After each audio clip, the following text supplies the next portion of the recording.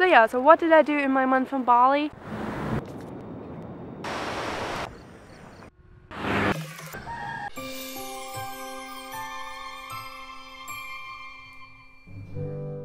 Hello, and welcome back to my 12 Days of Christmas special.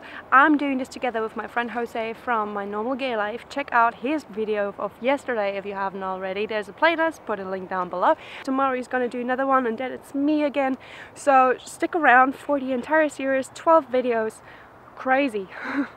But today, my 1 month in special is gonna be for Bali, because last year I spent quite a lot of time in Bali. For digital nomads like myself, it's actually kind of like paradise because living is affordable, there's lots of co-working. Maybe that's not of interest to you. If you want to talk about that, drop me a comment, write me a DM.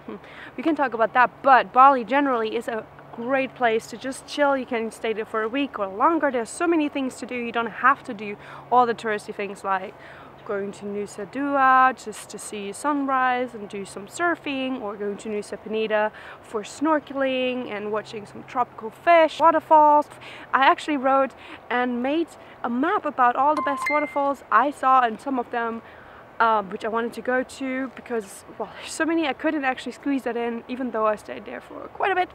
But some of them are a bit remote and many of them aren't super well known, so there's a good chance you have it all to yourself, which is amazing because, well, Bali is super busy, especially the south. But if you want to stay somewhere else, for instance, even Canggu is not as crazy if you just want to be a tourist.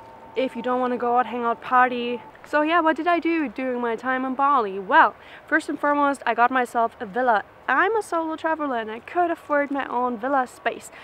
Granted, it was a shared villa. Like typically in Bali, you have multiple options. There are guest houses. Basically, you have a room with a giant bed and a small but proper sized bathroom with a really nice rainforest shower.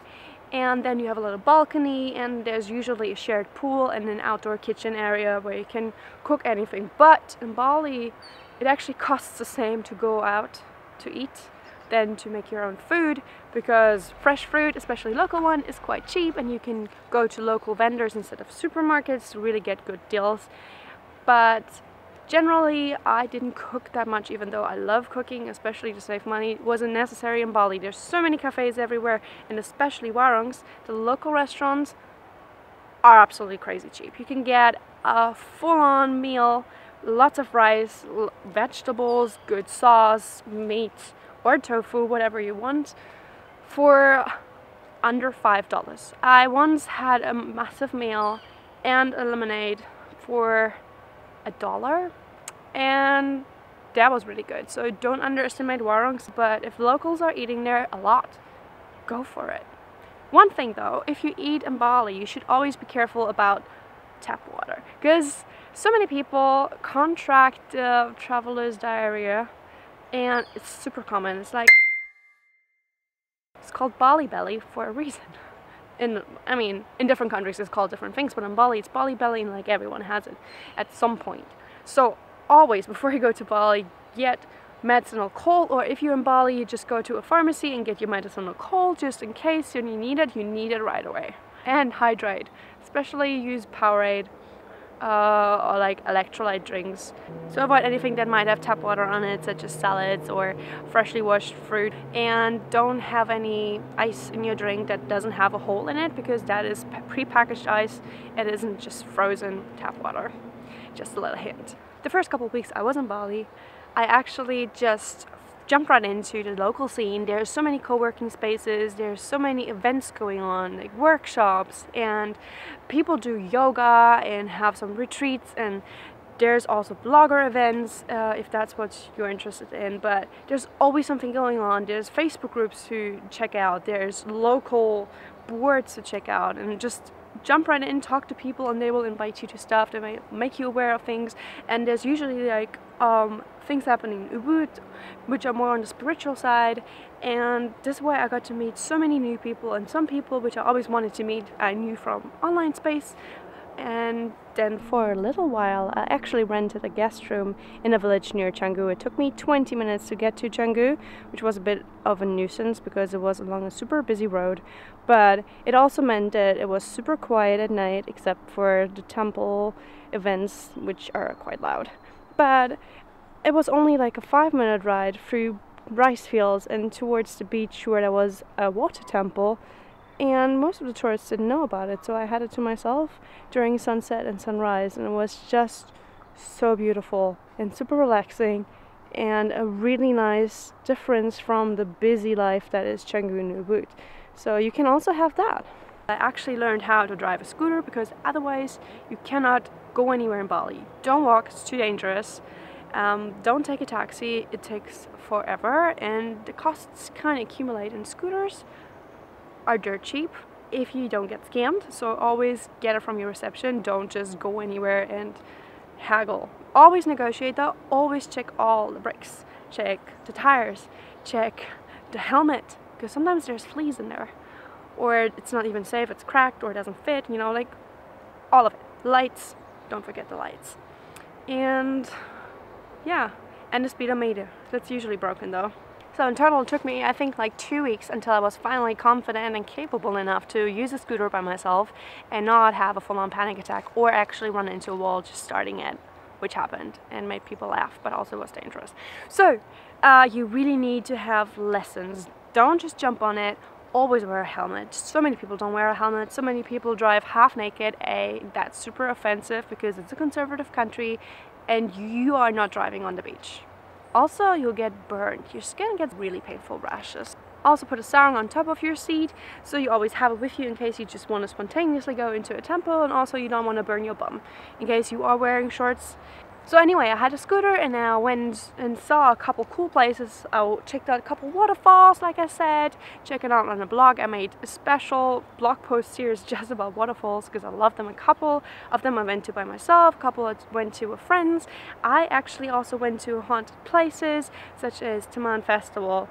I absolutely love Taman Festival, but stuff went down. Let me tell you what Taman Festival is. So it's in Sanur, which is where the ferries go to different areas, different islands such as Nusa Penida, Nusa Lembongan, right? But there used to be a theme park which was supposed to rival Disneyland. So they put in billions, they had a state-of-the-art firework and laser show, and they had crocodile pits, and they had a cinema and a theater and roller coasters and like all of it. And they did like a test opening and people loved it, but then they went bankrupt, then lightning struck the laser show, and then basically they gave up on it and left it derelict, and just some urban myths about crocodiles still like hunting the place and just roaming there and you might get eaten by one. I didn't see signs of that, but there was a creepy kid that kept appearing out of nowhere and just stood in the path watching me. It didn't react to anything I said or, you know, try to communicate. Nothing. And it kept reappearing also for my friend who was at some different area in the park. And then we met up and then we were like, did you see the kid? How did you see the kid? And then the kid showed up for both of us. We were like, that's the kid. How did we both see that kid? And then he kept following us. But like not like a normal I can't even explain it, but it was the weirdest thing. He kept on disappearing and reappearing, and we just laughed. We were a bit creeped out, and the next day we were just puking all day. And the other two friends who went with us, who didn't actually go in because they weren't feeling it, who didn't do any exploring like we did, they were fine. And we all ate the exact same thing that day. So be careful, because on Bali everyone's superstitious. They believe that if there's an abandoned building, that evil spirits will move in there, and then you should not go anywhere near because it will haunt you or possess you. Anyway, so on cooler notes, I also took myself down to Nusa Dua because on Bukit Peninsula there's so many cool things. I met a couple surf dudes who invited me. They had like a little barbecue party with some girls from LA, and we had a really cool chat and it was really laid back, and I saw a sunset shipwreck. I saw a couple of abandoned airplanes which were really cool, and I saw Uluwatu Temple. It's especially famous because it is set on the mountain cliff Uluwatu and has a beautiful view over the ocean, terribly awesome sunset views. Watu's, and there's the Kechak dance, which is a fire dance, a tradition, but it's also very famous for its cute little monkeys. The thing is, the monkeys aren't naturally aggressive. They're usually wild and they run away from humans. They might make really aggressive sounds when they think you're too close to ward you off, but they will not attack you. But the monkeys in Uluwatu have actually learned over the course of time that tourists will feed them if they steal something. So it's usually like a trade situation. So there's tour guides around who ask you if you want to pay them to take them on a tour, to go on a tour with them. And if something happens, they always have a little thing that they can trade with the apes. I only knew about the cheeky apes, and they made constant announcements that you should be careful of your belongings, put them away, don't wear glasses. And I can't see anything without my glasses. So as soon as I saw them, I was all by myself, but as soon as I saw them, I was like, okay, cool. I packed away everything. I only had the camera, put it around my neck, and I held it really tight, and I held on to my glasses with the other hand, and I thought that would be enough. I would be covered because I didn't want to put it away. I wore my sunglasses, and well, I would have like fallen over and on my face if I didn't, because I'm that blind. So I approached it, and I saw this one monkey coming from the back, and you know, you should watch the video. I have footage of it being a little bitch. It was a female. She stole my glasses. She smashed them in front of me because I wouldn't trade anything, because I didn't have anything, because I didn't want to attract the apes. And I couldn't find a guide, and by the time I did find a guide, he found my sunglasses completely smashed and torn into pieces. So I had to drive back home in my regular glasses, and the sun is glaring in Bali, so I was just crying the entire ride. But of course I have to drive with glasses, so that was terrible. That was definitely not cool. You know, stuff like that happens, but there's so many cool things. I actually had a few episodes where stuff went horribly wrong, but it's fine. Like in Bali, it's not that big of a deal. Like I went by myself again to West Bali, also made a vlog about it, because I visited a couple of beaches. Some of them were really typical sandy beaches, and others were pebbles, super smooth and make really cool sounds when the water rushes over it. Beautiful sunset area, not many tourists, a lot of trash, because especially over winter time, wet season, all of the dirt in the ocean, all of the garbage and floating around gets swept onto the shore, and you can actually see how much we pollute the island and the ocean. Luckily they banned plastic bags now, but it doesn't really make that much of a difference at the moment, because there's still enough in the ocean as is. I did a couple of beach cleanups myself, and I even made a fun video to encourage more people to do it, because it can be fun and you can make it a cool event by doing it with friends or meeting new people. That was really bad to see all the beaches totally polluted. Even the only national park in Bali was just a landfill. I walked the beach and it was just cups of instant noodles. How do people take instant noodles with them to a national park, sit on a beautiful beach? It's beautiful white, there's mangroves, and you know, monkeys in the forest, and deer and wild boar. It's a beautiful, beautiful area, but I can't understand why people are like that. So that was really sad.